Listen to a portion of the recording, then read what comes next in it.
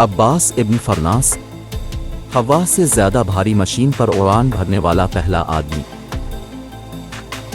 उसने ये काम 1000 साल से ज्यादा पहले किया था, खास तौर पर साल 875 में। लेकिन यह पहली फ्लाइंग मशीन कैसे उड़ी? अब्बास इब्न फरनास इंसानों के आसमान तक पहुंचने के ख्याल से मुतासिर थे। से परवाज के मैदान की तलाश और तौसी का काम करना पड़ा। इब्न फरनास ने परिंदों के रवैये का मुताला किया। आखिरकार 23 साल बाद अब्बास ने अपनी पहली उड़ने वाली मशीन तैयार की। उसने रेशम और परिंदों के परों में लिपटे लकड़ी के तख्तों से बने पंख बनाए। परों का जोड़ा पहनकर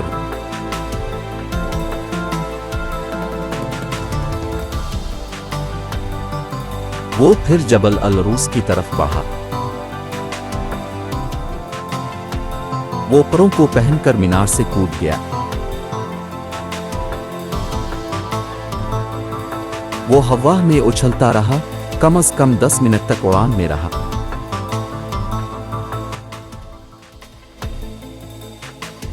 इससे पहले कभी ऐसा कुछ नहीं किया गया था, या कम अज कम उस वक्त तक कोई भी कहानी सुनाने के लिए जिंदा नहीं था।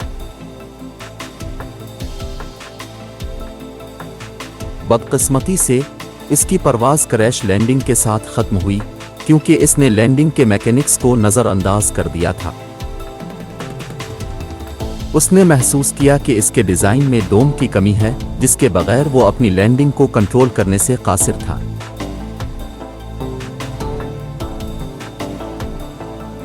एक मुश्किल लैंडिंग के बावजूद वो न सिर्फ बच गया, बल्कि हवा से ज्यादा भारी मशीन के साथ उड़ान भरने वाला पहला आदमी भी बन गया।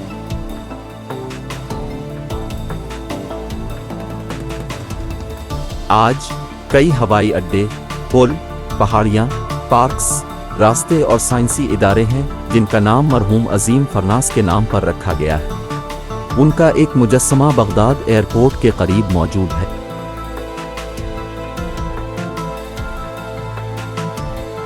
और कर्तबा स्पेन में दरियाए ग्वाथालकिवीर पर एक पुल भी इसी के नाम से मंसूब है। फरनास इस्लाम के सुनहरी दौर के अजीम मुस्लिम दानिश्वरों में से एक है।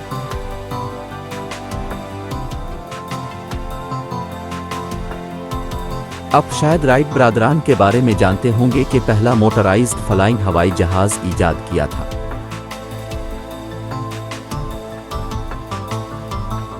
अपने फ्लाइट इंजीनियरिंग के साथ डेविंसी के तजुर्बात के बारे में सुना होगा। इनसे सदियों पहले एक मुसलमान आलिम ने रेशम, लकड़ी और परों से परों को बनाया। अब्बास इब्न फरनास पहला आदमी था जिसने उड़ने वाली मशीन बनाई।